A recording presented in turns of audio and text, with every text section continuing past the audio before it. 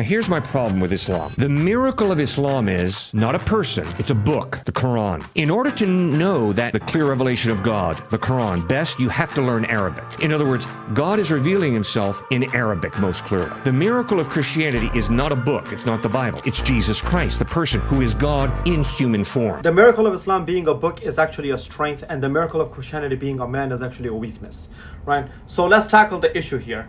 The book can be examined by countless generations, and Islam have been, again, examined. The book, Quran, have been examined since Prophet Muhammad's passing 1500, 1400 years ago up until today. You count the number of generations that is. You see, after Jesus, peace be upon him's passing, no one could be guided by his message because the true message he was sent with, the Injil, the gospel, no longer exists.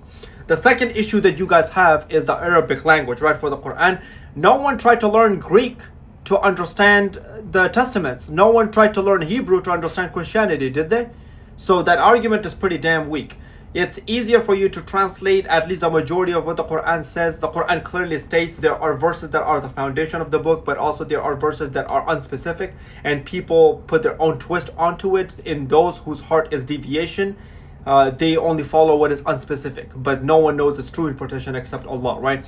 Second difference is, Muhammad came with a sword, and let's be honest, it was not pretty for North Africa and for Europe what the Muslims did. And one of the largest churches in the 2nd and 3rd century was in Egypt, and that church got slaughtered. So, Muhammad came with a sword, Jesus came with a towel, and he served people. Gospel of Matthew 10:34, do not think that I came to bring peace on earth. I did not come to bring peace, but a sword.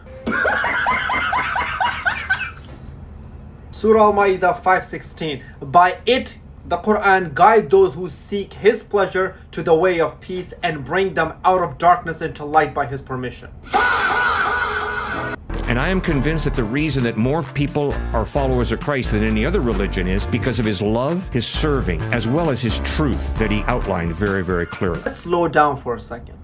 Christianity started with Jesus, peace be upon him, at 30 AD.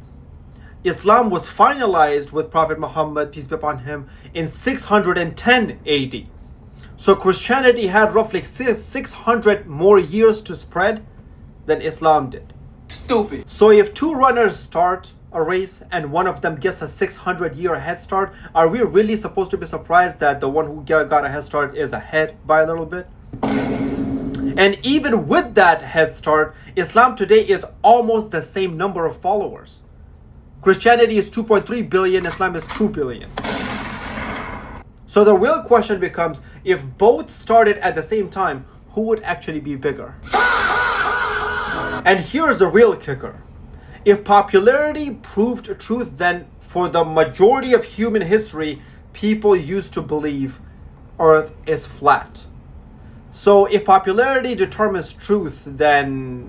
In nomine Patris et Filii et Spiritus Sancti. The third one is this. Muhammad was born in 570 AD, lived till about 632 AD. He insisted that Jesus never claimed to be God. Now, who am I going to trust? Am I going to trust a guy who was born 570 years after the fact, who obviously never met Jesus? Or am I going to trust the eyewitnesses?